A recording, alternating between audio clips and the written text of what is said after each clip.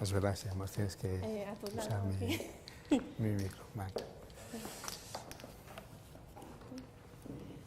Bueno, buenas tardes a todos. Yo soy Ana Plana, soy la directora comercial de esta oficina, la oficina Astor Colón, y nada, les queríamos dar la bienvenida a la primera charla diáloga sobre el tema de adolescentes esta vez, ¿no? Saben que en CaixaBank pues intentamos ir un poco más allá pues de la pura gestión comercial, y con esta vocación pues bueno, ser una empresa socialmente responsable, pues queremos poner a disposición de nuestros clientes pues charlas de temas de interés y pequeños talleres en las que, bueno, pues con la ayuda de expertos pues tenemos la posibilidad de poder interactuar y hacer preguntas que seguro que nos vienen bien en el día a día. En el caso de hoy contamos pues con Javier Quintero, que es jefe de psiquiatría del Hospital Infanta Leonor, ¿verdad?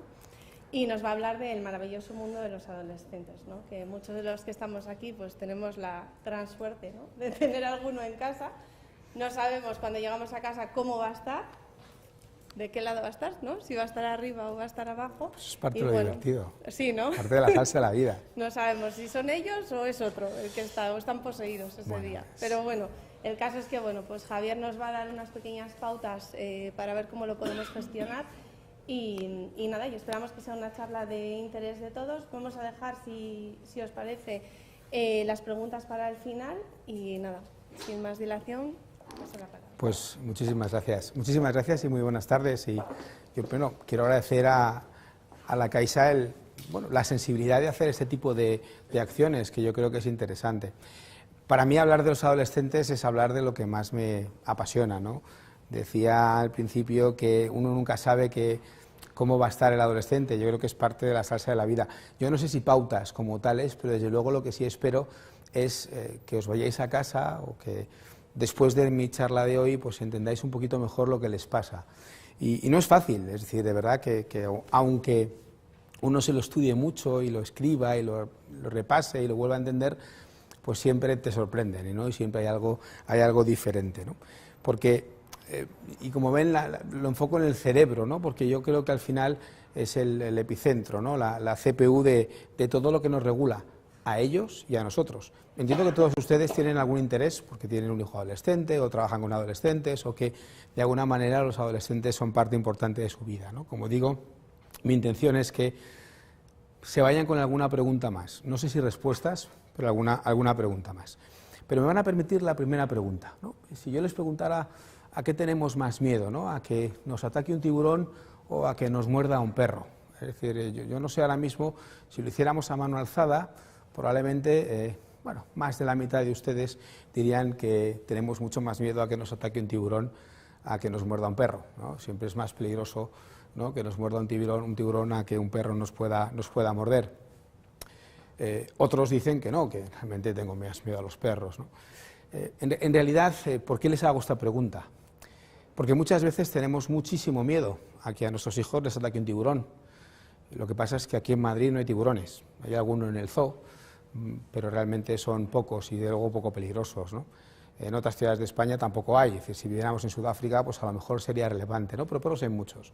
Es decir, que estamos muchas veces más preocupados en riesgos tremendamente improbables y nos olvidamos de riesgos tremendamente relevantes, aparentemente menos importantes, pero creo que mucho más importantes, ¿no?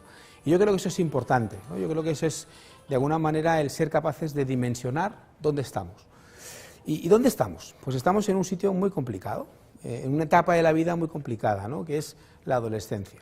La adolescencia es esa etapa de transición que va de la infancia a la edad adulta. Y eso, cada año lo cambiamos. Muchos dirán, seguro, no, a los 18 años termina.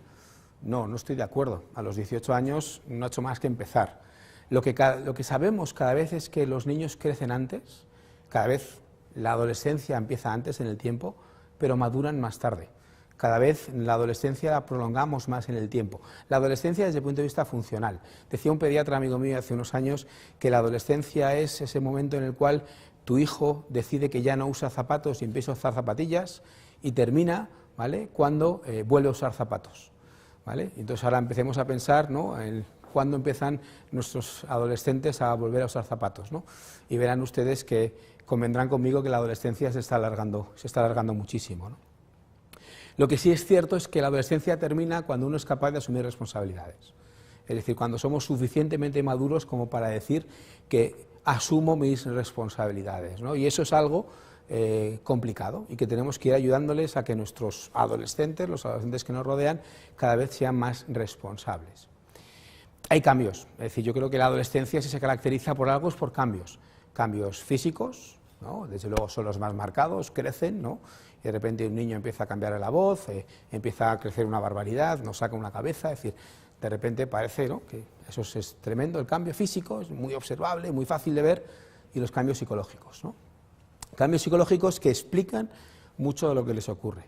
Tienen que reafirmarse, están en un proceso de cambio, no quieren ser niños, tampoco son adultos, son mucho más infantiles de lo que ellos se creen, pero menos de lo que los padres piensan. Es decir, en ese espacio de entender dónde están no es fácil encontrar ese término justo, ¿no? Pero es un momento de transición en la vida, es un momento de cambio. Es decir, había un antropólogo francés, Jean Genet, que hablaba de los ritos de transición y los hemos perdido. Nosotros no hemos definido ni cuándo empieza ni cuándo termina, ¿no?, la adolescencia, y a veces es interesante también saber y ser capaz de marcar esos límites en el camino, ¿no? Pues antes acababa a los 18 años, uno iba a tal, le tallaban en la mili, pues oye, ya hay como una especie de punto y final, ¿no?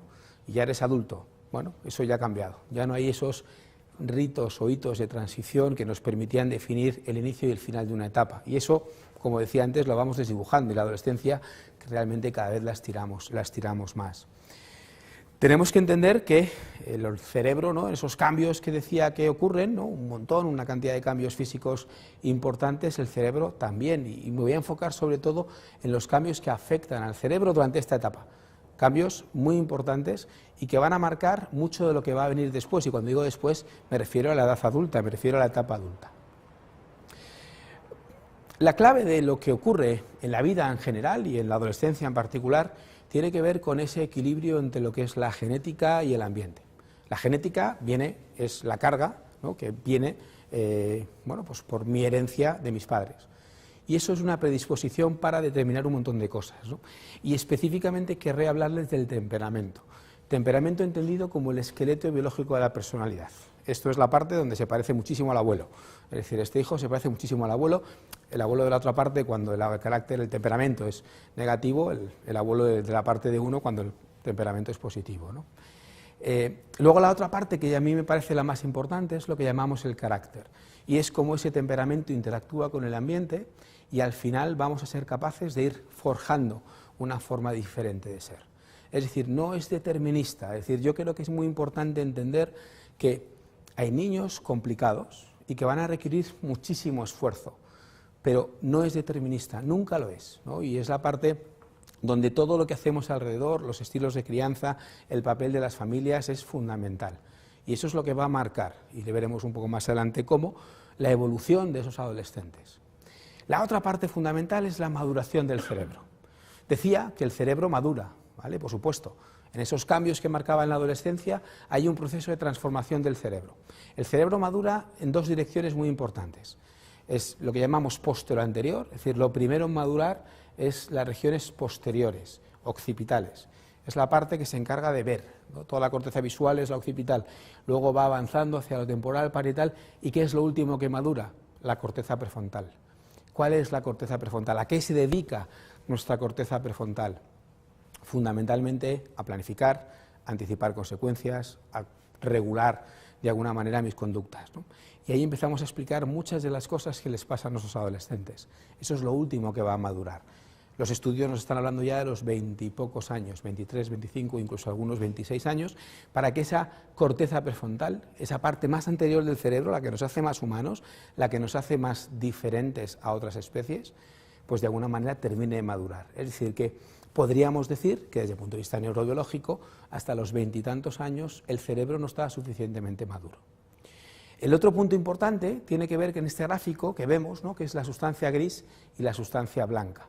¿Por qué digo esto? Porque nuestro cerebro crece, y crece desde el punto de vista, digamos, de generar nuevas conexiones, nuevas sinapsis, muchísimo durante la infancia. Está creciéndose, crece de una manera un tanto desorganizada. Y si se fijan aquí, de repente, cuando llega la adolescencia, empieza a bajar, pero sube la sustancia blanca. ¿Por qué? Empezamos a eliminar aquello que no funciona. Es decir, aquello que nuestro cerebro identifica que no es útil, que no tiene sentido, que no le es práctico, lo elimina. Es decir, nos da todo el potencial del mundo para desarrollar cualquier tipo de capacidad o habilidad, pero si no la utilizamos, el cerebro la da por inservible y la eliminamos. Y ahí les llevaré luego a la reflexión de las nuevas tecnologías, porque creo que eso es tremendamente relevante, entendiendo cómo nuestro cerebro hace lo que llamamos ese proceso de poda neuronal, es decir, elimina todo aquello que no utiliza. Pues efectivamente tenemos que entender que a veces estamos llevando a nuestros adolescentes a no utilizar algunas habilidades o a compensarlas con habilidades tecnológicas que a lo mejor les están llevando a una reorganización diferente de su cerebro con respecto al nuestro. El ejemplo, yo siempre pongo el teléfono móvil como ejemplo. Es decir, el teléfono móvil, yo antes, para llegar a tener un smartphone en mi bolsillo, he pasado por un sinfín de posibilidades, incluido un teléfono góndola en el pasillo de mi casa al principio. ¿Vale? Es decir, con lo cual he ido adquiriendo una habilidad de comunicación y de uso de la tecnología del teléfono móvil de una manera muy diferente a la que, por ejemplo, pueden tener mis hijos, que han entrado directamente en el mundo de los smartphones, ¿no? Y de hecho, lo de que el teléfono tenga cable ni lo conciben. ¿Y eso qué quiere decir? Bueno, no lo sabemos, pero sí sabemos que está reorganizando la manera en que su cerebro se está gestionando esa capacidad de estructurarse. Es decir, todo lo que el cerebro no utiliza en la infancia y sobre todo en la adolescencia lo va eliminando. El otro crecimiento importante es la parte de sustancia blanca, es decir, es la parte de las conexiones. Esto es como la sociedad en sí misma, es decir, está muy bien que mi cerebro sea muy grande, pero es mucho más importante saber cómo funciona. Es decir, hablaremos un poquito más adelante del conectoma. Yo creo que eso es la clave de entender lo que nos pasa a nuestro cerebro. Y el otro punto importantísimo del cerebro es la parte de abajo arriba, es decir, la parte de más emocional a la parte más racional.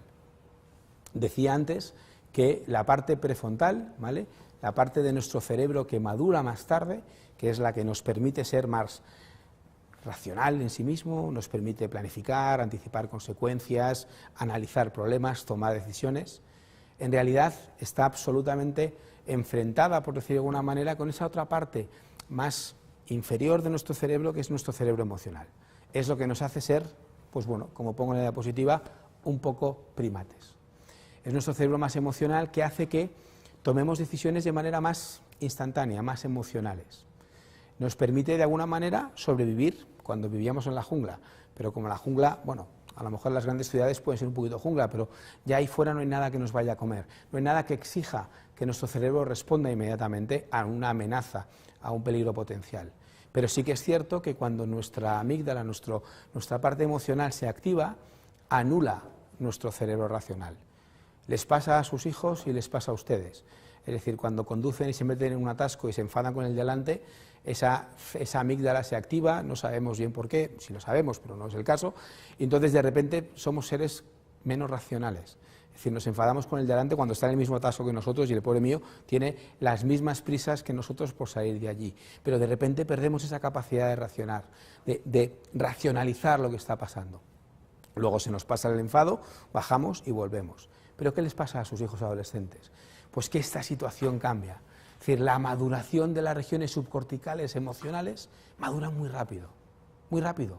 Están prácticamente listas ya en la adolescencia, pero la corteza prefrontal va a tardar mucho más.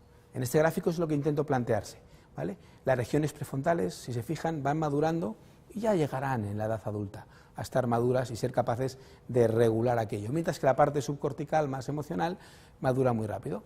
Este espacio que implica la adolescencia es el momento de mayor complejidad. Por eso sus adolescentes a veces se dejarían matar por una estupidez, pero se activan.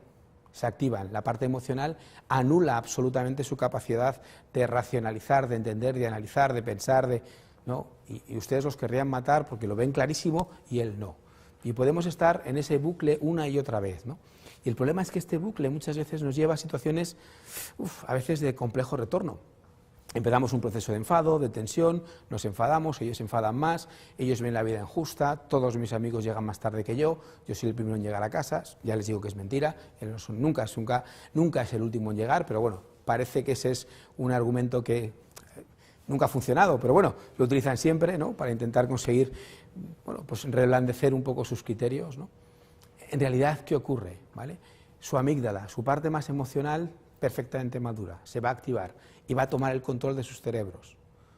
Y ellos, en ese punto, olvídense de llegar a ningún espacio racional con ellos. El problema es cuando nosotros hacemos lo mismo. Y entonces entramos en el mismo bucle que ellos y sacamos todos el primate que tenemos dentro.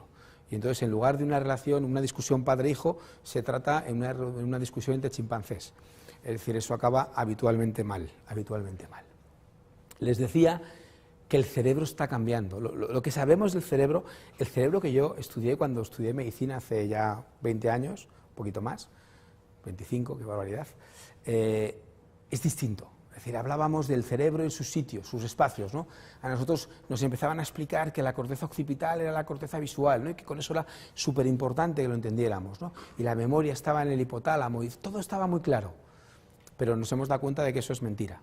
Es decir, al igual que sabemos que nuestro cerebro es capaz de organizarse y que prácticamente hasta los 40 y tantos, 45 años es capaz de seguir aprendiendo, a partir de los 45 ya, con no perder, ya vamos bien, ¿vale? Ya a partir de los 50 ya la cosa se complica, pero lo que sí sabemos es que lo que es importante es la capacidad que nuestro cerebro tiene de generar conexiones entre sí.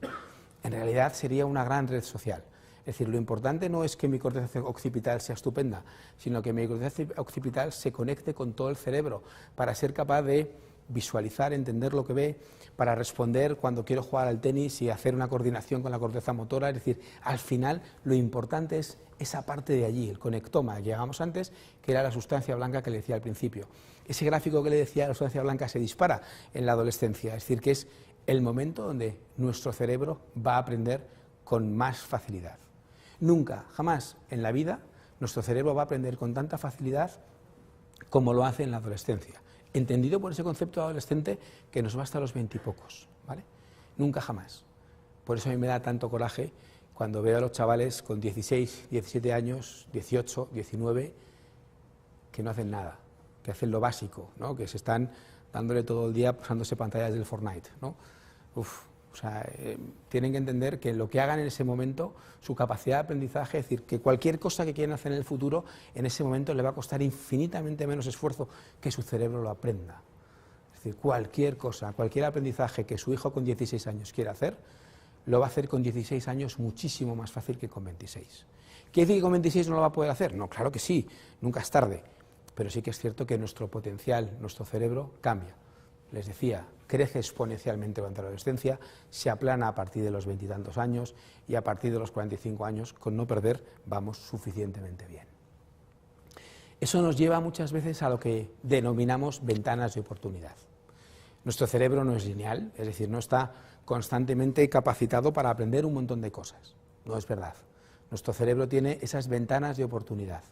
Y en la adolescencia es la parte más clave para todo lo que tiene que ver con los procesos cognitivos y lo que llamamos la dimensión ejecutiva, es decir, la capacidad de autorregularnos, planificar y organizar. Es ahí donde nuestros cerebros se juegan una parte importante. Súper importante y fundamental, ¿no? Es decir, a veces yo sí que es cierto que el área del lenguaje, por ejemplo, por poner algunos ejemplos, ¿no? Se desarrolla entre los 2-3 años, ¿no? Yo a veces veo, ¿no? que hay familias, ¿no? que viven un poco obsesionadas, y estoy de acuerdo, ¿no? que ahora ser bilingüe es casi como ser analfabeto hace 50 años, hay que ser ya tetralingüe por lo menos, ¿no? Y a veces hay familias que viven obsesionadas por incluir de alguna manera los lenguajes, ¿no? Varios idiomas, ¿no? Incluid dos, incluid un par de idiomas, un tercero, ¿vale? Y eso ya le genera la capacidad de meter los que quiera después, ¿no? Pero a veces tenemos esas ventanas de oportunidad que tenemos que utilizar y las tenemos que utilizar durante la infancia y sobre todo durante la adolescencia. Insisto, nuestro crecimiento no es lineal, el desarrollo de nuestros hijos no es lineal y hay que ir aprovechando esas ventanas de oportunidad. Y para mí, clave, fundamental, es la ventana de oportunidad de los procesos cognitivos, todo lo que tiene que ver con el aprendizaje durante la adolescencia, un momento donde nuestro cerebro es permeable a todo, capaz de todo. A partir de ahí, una forma en la cual a mí me gusta explicar cómo se desarrollan y cómo maduran nuestros cerebros es este escenario de 3 niveles distintos de funcionamiento: el mundo de las capacidades, el mundo de las funciones y el mundo de las habilidades. Las capacidades genéticamente determinadas es el hardware que yo traigo de serie, que sus hijos traen de serie.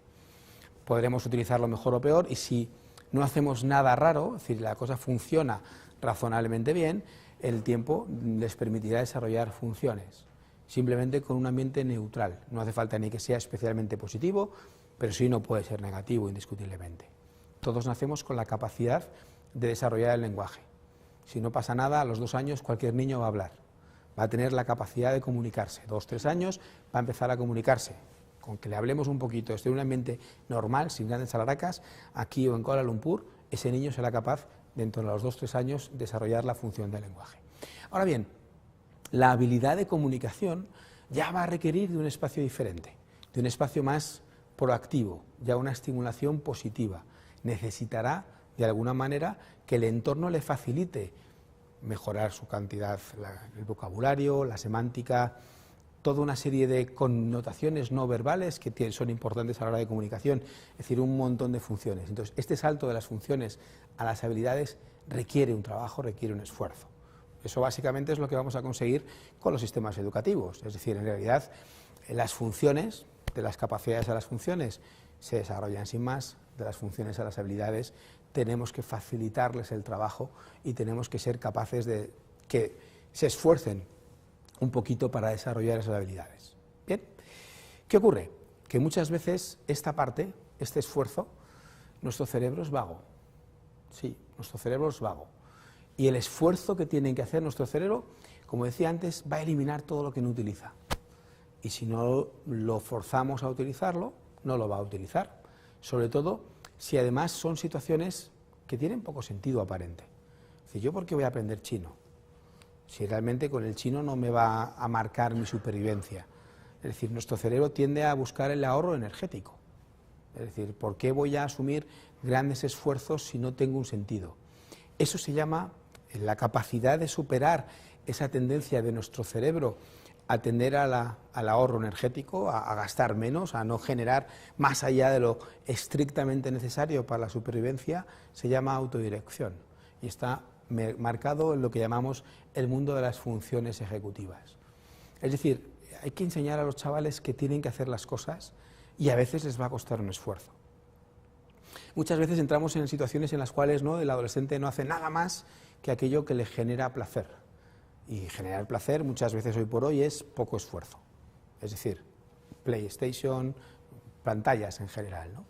Es decir, requieren poco esfuerzo, la satisfacción es inmediata, los estímulos son muy atractivos, ¿no? Claro, si le sacamos de allí, pues la cosa cambia, ¿no? Insisto, tengan en cuenta una cosa, su cerebro emocional es mucho más potente que el racional. Él no va a parar, es decir, no tiene sentido explicarle que es bueno para él, para el futuro. El futuro más allá de este fin de semana no existe. Este fin de semana tengo una fiesta, el siguiente fin de semana eso ya me da igual, como si me ejecutan el lunes siguiente, pero este fin de semana es su futuro. Es decir, con lo cual le decimos, no, estudia chino, pero cuando seas mayor, y cuando seas mayor, si yo, estos mayor eres tú, yo no lo voy a ser. Es decir, con lo cual a veces entramos en intentar poner encima de la mesa argumentos nuestros que a nosotros nos parecen tremendamente lógicos, pero que a su cerebro emocional le parecen absolutamente inútiles. Entonces, entramos en esa comunicación racional, ¿no?, donde no entendemos por qué él, en lugar de estudiar chino, ¿no?, prefiere estar jugando al Fortnite, ¿no? Está ahí un rato y pegando tiros. Insisto, entiendan que nuestro cerebro es vago. Si no le facilitamos esa capacidad de autodirección desde pequeñitos, cuando llega a la adolescencia se va a esforzar mi tierra del pueblo. Todo aquello que no me lleve a 2 escenarios, o la búsqueda del placer o la evitación del daño, a mí no me aporta nada. Con lo cual, al final, claro, matemáticas de cuarto de la ESO no aporta nada. Es porque ni evito un daño, me da igual, es decir, no pasa nada, y tampoco me va a generar placer. Ojo, salvo que seamos capaces de generar en ellos esa herramienta tan potente que llamamos motivación por el logro. ¿Me explico? Autodirección, tengo que hacer las cosas porque al final eso es importante, ¿vale? Cuando soy pequeño no sé por qué, pero las hago, ¿vale? Cuando soy mayor necesito saber por qué para hacerlas. Y la parte más potente es la motivación por el logro. Les decía, nuestro cerebro, todo lo que no sea búsqueda de placer o evitación del daño, va a tender a evitarlo. Búsqueda de placer. ¿Por qué a la gente le da por subir al Everest? Porque alguien se juega la vida subiendo un pico de más de 8.000 metros. Arriba no hay ni un hotel estupendo, ni un chiringuito para tomarse una cerveza, no hay nada. Simplemente es el esfuerzo por llegar y lograrlo. Debe ser, yo nunca lo he hecho, pero debe ser espectacular. Es decir, el subidón de recompensa que tiene hacer ese esfuerzo y conseguir una meta, no existe nada más potente en la vida. Trabajen eso con sus chavales, desde pequeñitos, que se esfuercen por conseguir las cosas y que valoren el esfuerzo lo que consiguen. Y eso es el mayor aliciente que encontrarán después cuando sean adolescentes y no se den cuenta que realmente, bueno, no tengo un aliciente por estudiarme matemáticas de cuarto de la ESO. No, sí la tengo, porque eso está en un proceso para subir mi Everest. Y mi Everest será ser capaz de terminarme mi secundaria, hacer bachillerato, estudiar ingeniería o lo que sea. Es decir, al final lo que voy es trabajando en esa autodirección, voy haciendo las cosas y voy reforzando, voy gratificándole por las cosas que va consiguiendo. Gratificación no es chuchería, no es que le doy una chuche como cuando son pequeños. Es la motivación por la satisfacción de conseguir el esfuerzo, perdón, de conseguir el logro tras el esfuerzo. ¿Bien? Con lo cual, las capacidades genéticamente determinadas, chavales con unas capacidades maravillosas que se malogran. Todo el mundo piensa, ¿no?, que los niños superdotados les va fenomenal en la vida. Pues no es verdad, no es verdad. Los niños superdotados tienen más riesgo de fracaso escolar que los niños con inteligencia normal. Una capacidad estupenda que desarrolla unas funciones manifiestamente mejorables y las habilidades suelen ser un desastre, porque realmente no necesitan esa secuencia. Tienen unas capacidades tan potentes que el resto no son capaces de desarrollarlo, y con lo cual al final, cuando tienen que tirar de habilidades y algún día tendrán que hacerlo, no las tienen. Y entonces nos encontramos con auténticas tragedias, ¿no? Ojo con que pensemos que si mi hijo tiene unas capacidades estupendas, el resto está hecho. No, no está hecho. Esto es día a día, partido a partido, y yo soy del Madrid, ¿vale? Hay una parte que me parece tremendamente relevante, ¿no?, y es entender en ese espacio que les decía al principio del temperamento. ¿Se acuerdan que les decía que es el esqueleto biológico de la personalidad? Nos lleva muchas veces a entender cómo ese temperamento evoluciona hacia un carácter. Y ahí los padres tenemos el papel, yo creo que más relevante de todos. Me van a permitir explicarles este gráfico que me parece muy importante. Temperamento, ¿vale?, en este eje vertical. Hay niños que desde pequeñitos les podemos buscar las alitas porque son ángeles. Es decir, es la matrona que nos da y dice, tiene un niño y una niña, no tiene un ángel, ¿no? Es decir, el niño es buenísimo desde pequeño, ¿no? Otros, por el contrario, ¿no?, desde pequeñitos son unos cabitos, ¿vale? Ya desde pequeños son irritables, son complicados, ¿no? Y entonces, entre medias, pues tenemos todo un escenario intermedia, es decir, hay todo un espacio, ¿vale?, de temperamento, ¿no?, de esqueleto biológico de la personalidad. Desde pequeñito el niño apunta maneras, ¿vale? Y en el eje horizontal, creo que siempre es el de las cisas, nunca me acuerdo cuál es cuál, ordenadas las cisas o el de que sea, bueno, es competencias parentales. Es decir, ¿qué tal hacemos esto de ser padres y madres? Que en realidad esto es algo que está, entre comillas, ligado al sentido común, es decir, el menos común de los sentidos. Es decir, al final nos encontramos muchas veces con unas competencias parentales que pueden ser estupendas, ¿vale?, lo hacemos bien, ¿vale?, o con unas competencias parentales manifiestamente mejorables, ¿vale? Y aquí nos vamos a encajar modelo de familia y modelo de chaval. Y donde caiga, ¿vale?, esta situación nos va a llevar a un espacio de esta línea roja que dibujo en medio. Todo lo que quede a la derecha de la línea roja va a ir bien. Todo lo que queda a la izquierda de la línea roja no va a ir bien. Es decir, hay chavales con un temperamento maravilloso que soportan que los padres sean un desastre. ¿Cuántas veces no han salido del colegio y dicen, oye, fíjate, qué maravilla, con el desastre que son los padres, ¿no? Pero efectivamente, ese niño, esa niña es un cielo, y los padres parece que es un desastre, pero la niña es un cielo. Es decir, hay niños que son capaces de soportar unas competencias parentales muy complicadas, y los padres son un desastre, se separan, y encima están todo el día enfrentados y tal, pero aún así, ese niño aguanta y sigue con un temperamento que evoluciona hacia un carácter maravilloso. Mientras tanto, hay otros niños que necesitan de que mamá y papá tengan unas competencias estupendas, porque si no van a ser muy complicados de manejar. Mamá y papá lo hacen aparentemente bien, pero no suficientemente bien para ese temperamento, con lo cual ese carácter empieza a complicarse. Insisto, temperamento, competencias parentales, dependiendo de donde se ubique el temperamento del niño y donde encaje con las competencias de los padres, estamos a un lado o al otro de esta línea roja. Todo lo que queda a ese lado, fenomenal, buen rollo. Todo lo que queda a este lado, Mayday, Mayday, Houston, tenemos un problema. ¿Por qué digo esto? Porque esto es temperamento. Les repito, esqueleto biológico de la personalidad. Es lo que hay. Haberlo hecho mejor, haberle puesto más intención. Es lo que hay. Aquí no, ¿vale? Esto lo podemos mejorar día a día. Cada día podemos entender mejor a nuestros hijos, entender mejor qué es lo que necesitan y ser un poquito mejor padres, ¿vale? Ojo, ser buen padre o mal madre, o mala madre, eso es complicado de definir, porque muchas veces me pasa, ¿no?, que llegan a la consulta familias que tienen 2, 3, 4 hijos y entonces en uno tienen problemas. Y dicen, claro, no lo entendemos, doctor, lo hemos hecho igual con los 4. Ya, pues que no hace falta hacer igual con los 4. Yo siempre digo que si ahora nos fuéramos a tomar un café, estoy convencido que uno lo tomaría solo, otro con leche, otro descafeinado, yo sin lactosa, bla, bla, bla. Cada uno tomaría el café de una manera diferente, con azúcar, con sacarina, con leche fría, tal. Y estamos hablando del café. Imagínense si estamos hablando de la educación y de cómo vamos a regular el temperamento de un hijo. Hacerlo bien con uno no implica que eso mismo que me ha funcionado con mi hijo mayor o con mi hija mayor, me vaya a funcionar con el segundo, con el tercero o con el quinto. Y es importante, porque entramos muchas veces en ese escenario, ¿vale? Y segundo, y muy importante también, las responsabilidades de los padres. Estamos en una sociedad muy facilona, donde todo el mundo sabe, todo el mundo opina.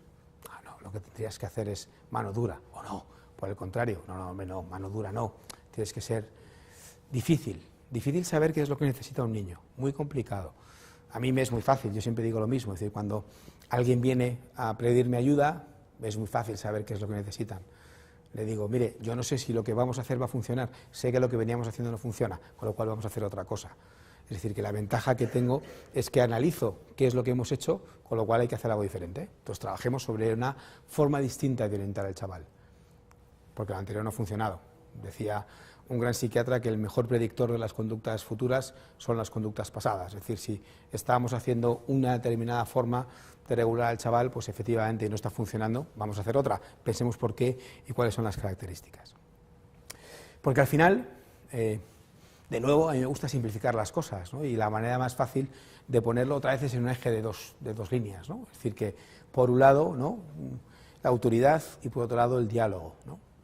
Es decir, nosotros podemos gestionar bajo esas dos dimensiones, ¿no?, ser muy autoritarios o nada autoritarios, ser muy capaces de dialogar, ¿no?, o incapaces de dialogar, ¿no? Y a partir de ahí, ¿no?, pues cada uno se pone en su sitio, ¿no? No, pues yo soy un poquito más sargento y tal, ¿no? A mí lo de hablar me mola, ¿no?, porque yo al final soy muy pesado y a mis hijos les cuento muchas cosas, ¿no? Entonces cada uno se ubica en un espacio, ¿no? Y el problema fundamental, ¿dónde estamos? Es que tampoco funcionan las imposturas. Está claro que el espacio ideal es que seamos capaces de generar autoridad con diálogo, ¿no? Es decir, es lo que llamamos el padre democrático, ¿no? Los padres democráticos que son capaces de generar autoridad, ¿vale?, pero que al mismo tiempo son capaces de dialogar.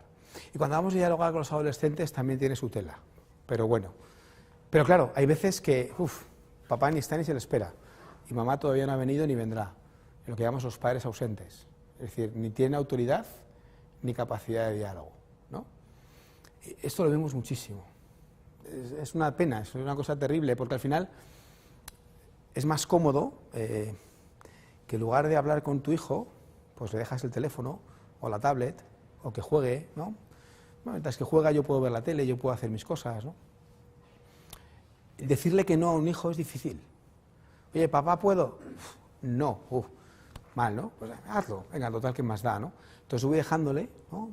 Voy haciendo porque quedo guay, ¿no? Soy súper polite, ¿no? Es decir, la otra alternativa es, hablo mucho, ¿no?, pero no tengo autoridad, es el padre amigo, ¿no?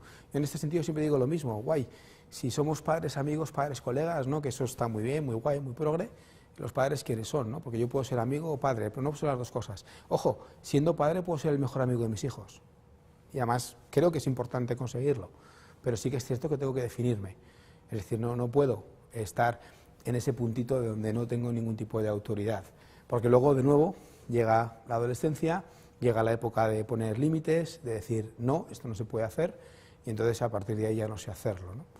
Tampoco me puedo ir al otro extremo, ¿vale?, donde no diálogo, las cosas son no porque no porque lo digo yo, ya, pero no, lo digo yo y ya está, ¿no? Entonces tampoco, ¿no? Es un estilo que no funciona, o que pocas veces funciona. Hombre, lo ideal, como decía, es estar en ese espacio, ¿vale?, donde soy capaz de gestionar la autoridad y al mismo tiempo soy capaz de dialogar.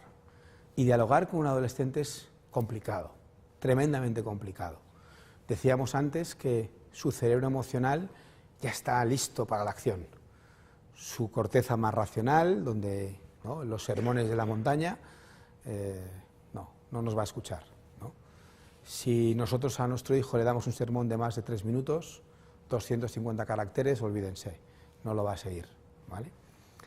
La herramienta más potente para hablar con sus hijos es la pregunta abierta, la pregunta que le permite a él tomar la decisión de qué le quiero contar, ¿no? Entre qué tal te ha ido el examen de matemáticas, ya sabe que me interesa el examen de matemáticas, o qué tal te ha ido en el cole hoy, él ya me puede contestar si le ha ido bien el examen de matemáticas o no, o contarme que en el patio ha tenido un problema o no lo ha tenido, ha jugado al fútbol o ha estado haciendo otra cosa. Pregunta abierta, él permite poner ahí lo que él quiere. Pregunta cerrada, le pongo y le pregunto lo que yo quiero. Clave, fundamental. Es difícil hablar con los adolescentes. Tenemos que, es una vía, cada estrategia de comunicación tiene 2 partes, el emisor y el receptor. El receptor, ellos, no van a estar siempre disponibles. Y nosotros estamos muy ocupados en nuestro día a día, con lo cual de repente tenemos el ratito este que entre llegamos a casa, me coloco un poco, me pongo cómodo y demás, entonces cuéntame. No, pues ahora cuéntame no, justo es el ratito que me han dejado a mí chatear con mis amigos y tal, ahora no me apetece hablar contigo. Entonces ya, pues ya me pongo a ver las noticias. Entonces ya, papá, que te quiero contar, no, ahora estoy viendo las noticias. Entramos en esa desconexión en la comunicación. Mi consejo, el receptor, ellos no van a estar siempre disponibles. El emisor debería ser o debería estar siempre permeable. ¿Para qué? Para que ellos nos puedan contar cosas cuando ellos nos las quieran contar, no cuando nosotros queramos que nos las cuenten. ¿Por qué? Porque al principio es un rollo, sí, es un rollo. Que tu hijo te esté contando cosas todo el día, pues un poco rollo. Pero si no somos capaces de escucharlos ahora, que nos tienen que contar cosas poco importantes, conforme se vayan haciendo mayores y se metan en la adolescencia y le empiecen a pasar cosas que a lo mejor sería interesante que nosotros supiéramos, nos enteraremos por un amigo. Y eso no es bueno, eso no es bueno. Es decir, la comunicación, ese punto de diálogo es fundamental, es clave, ¿vale? Y también es clave el punto de autoridad, el punto de saber decir que no. A veces hay que decirles que no desde pequeñitos, no pasa nada, de verdad, no pasa nada. Tienen que crecer con los límites. Porque cuando llegue la adolescencia, por definición, ¿qué van a intentar? Ver hasta dónde pueden llegar, ver cuál es el límite. ¿Cuántas veces le han dicho a sus hijos, ¿a qué hora tengo que volver a casa? 10:30, 11 menos cuarto. No, ya. No. Ellos, da igual, pero si hubiera hecho 11 menos cuarto, 11. Es decir, siempre intentan ir un paso más allá, a ver dónde están los límites donde yo me puedo funcionar. No pasa nada. Ellos lo que tienen que hacer es afirmarse. Hay cosas muy divertidas en los adolescentes y que cabrean muchísimo a los padres. Yo siempre cuento una anécdota de cuando mi hijo mayor empezó a ser adolescente. Y entonces un día se fue a comprar un bañador con mi mujer. Y entonces llegaron allí y estaban con 2 bañadores. Y entonces, escoge el que más te guste. No, pero me da igual, mamá, ¿cuál te gusta más? ¿El azul o el verde? Que no, hombre, no, el que tú quieras. No, pero dime igual, ¿el azul o el verde? Entonces ya su madre dijo, el verde, venga, me llevo el azul. ¿Vale? Claro, no pasa nada, es decir, no sé lo que quiero, no es lógico, soy adolescente, no sé lo que quiero, pero quiero ser distinto, quiero ser diferente, quiero ser yo, ¿no? Quiero buscar mi espacio, no pasa nada, eso está bien, ¿vale?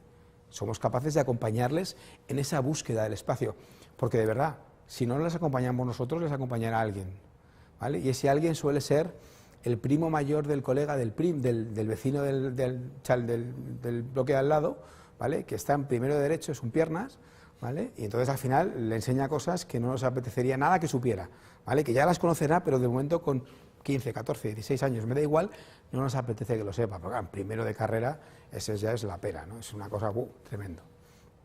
Y estamos en una sociedad carente de valores, Es decir, realmente, ¿cuáles son los referentes para nuestros jóvenes de hoy en día? El youtuber de turno, que todo lo más inteligente que dice es que rima 3 frases. Gente que su único modelo ha sido pues estar en un reality pues haciendo algún tipo de no sabemos si bien qué. El exnovio de la hija de un cantante, que también, ¿no? Pues es decir, que al final no tenemos de alguna manera referentes en la sociedad, ¿no? Que a adolescentes les llame la atención por algo que desarrollen, ¿no? O sea, me parece tan importante que chavales pues, como Rafa Nadal, por ejemplo, que son tipos que, caramba, ¿no? Pues que son capaces de poner en marcha ciertos valores mucho más sólidos, ¿no? Pues eso sí me parecen, son valores súper importantes, pero bueno, referentes, ¿no? Bien, no hay nadie que sea, que en la vida de vuestros hijos no hay nadie con mejor capacidad para ser referente que vosotros mismos, nadie, nadie. Lo que pasa es que nosotros el liderazgo en casa lo tenemos desde pequeñitos, nos lo dan. Lo que pasa es que a veces lo perdemos, y lo perdemos por no saber gestionarlo. Es decir, para un niño, su padre es Dios y su madre es la pera. Y si no somos capaces de mantener esos referentes, porque no somos capaces de adaptarnos a sus necesidades, llegaremos a ser un desastre de madre y un desastre de padre cuando llegue la adolescencia, y entonces empecemos a pelearnos no con nuestro hijo adolescente, sino con el mono que tienen dentro. ¿Por a qué hora llego? ¿Por si hago los deberes o por si recojo la habitación? Y entramos a veces en discusiones y en tensiones, de verdad, que a veces, vistas con retrospectiva, yo a veces les pregunto, ¿no? Cuando hemos tenido una pelotera estupenda, ¿no? Tal, llegan los padres, el chaval y tal y cual, ¿qué tal el fin de semana? Horrible y tal, una discusión tremenda y tal, no sé qué tal. ¿Y mereció la pena?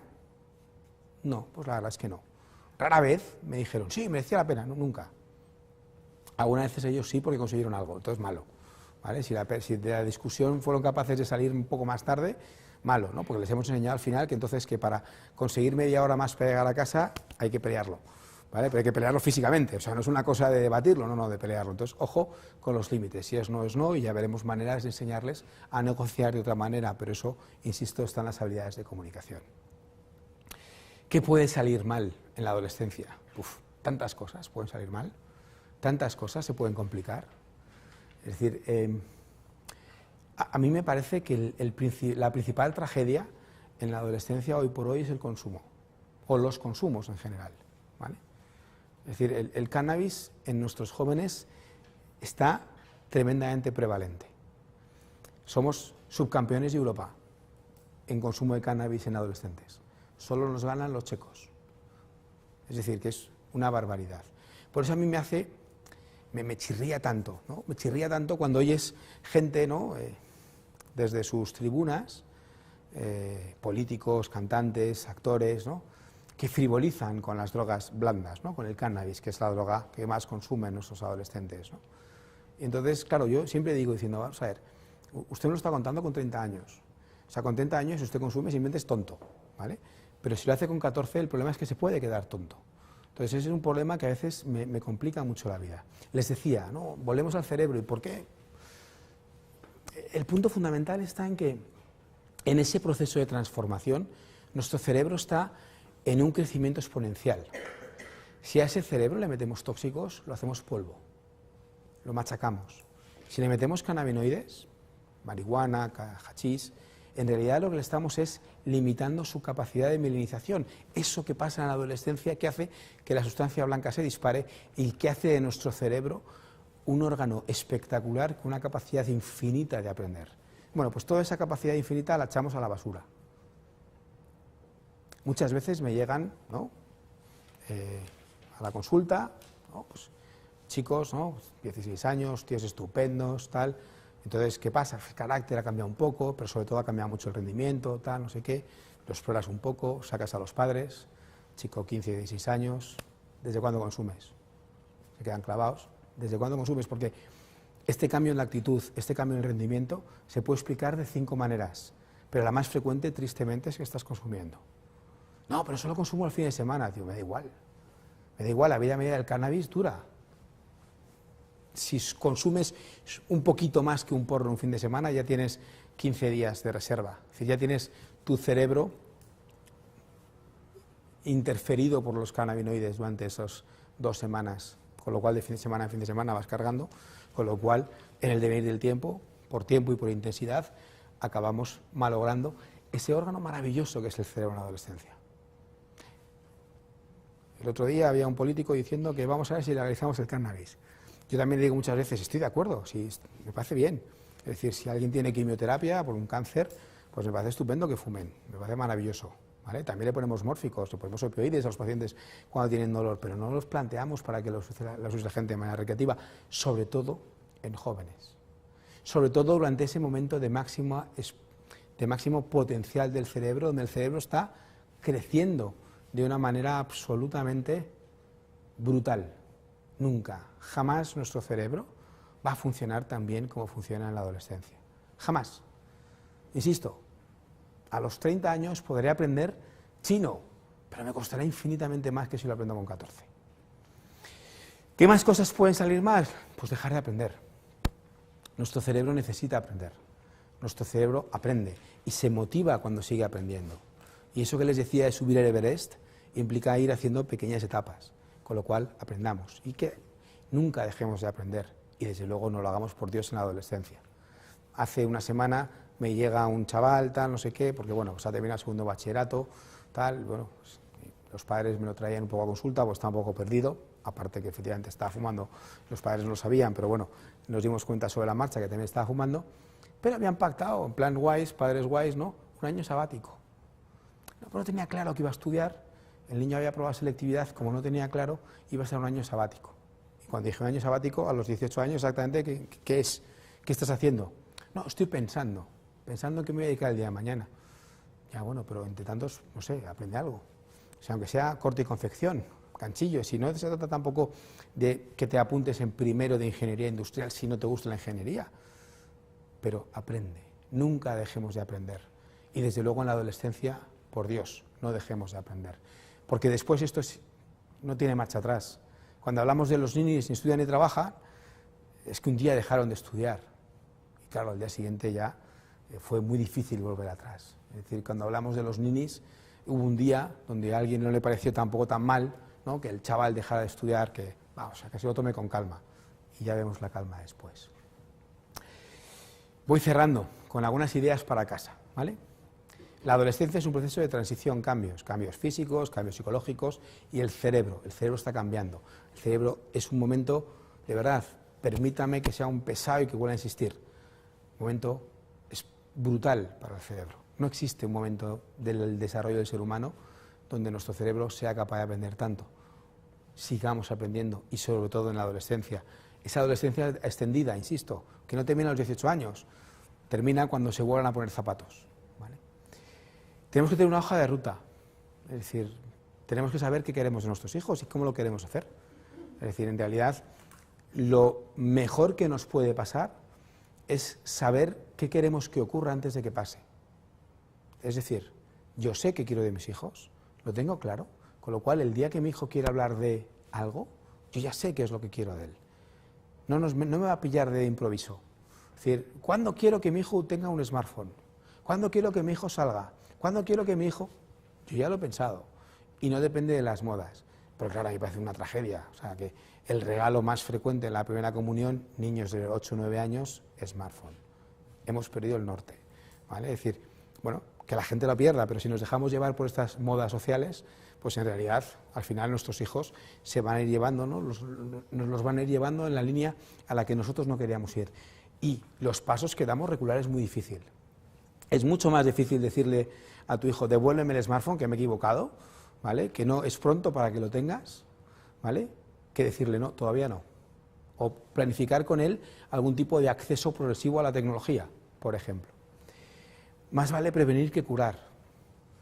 Las cosas pueden salir mal, pero lo que suele pasar es que mamá y papá miramos para otro lado. No, esto a mi hijo no le puede pasar.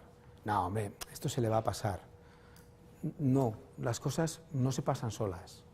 Es decir, cuando las cosas cambian, cuando las cosas empiezan a ir mal, ¿vale?, empezamos a entender que algo, o deberíamos empezar a sospechar que algo no funciona. Paremos y pensemos. A veces es cierto que no pasa nada, simplemente es una pequeña crisis, un momento puntual, se reorganizan solos y no pasa nada. Pero el principal riesgo es no hacer nada. El principal riesgo es esperar a que las cosas cambien. La diferencia entre los plátanos y los niños es que los plátanos maduran solos, los ponemos en papel de periódico y maduran. Yo nunca he procurado poner un adolescente papel de periódico, pero me temo que no saldría bien. Con lo cual, tengo claro qué es lo que quiero y busco una manera de conseguirlo. Y encuentro mi espacio. Y sé que como padre, o que ustedes como madres o como padres, son capaces de ubicarse en ese modelo. no en el modelo que me encuentro cómodo, sino en el modelo que realmente necesitan mis hijos. Pues nada más y muchísimas gracias a todos.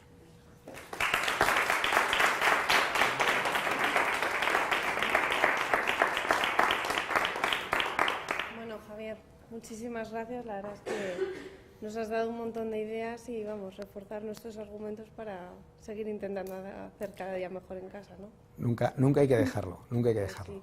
Pues nada, si os parece, si tenéis abrimos un turno de preguntas. Perfecto.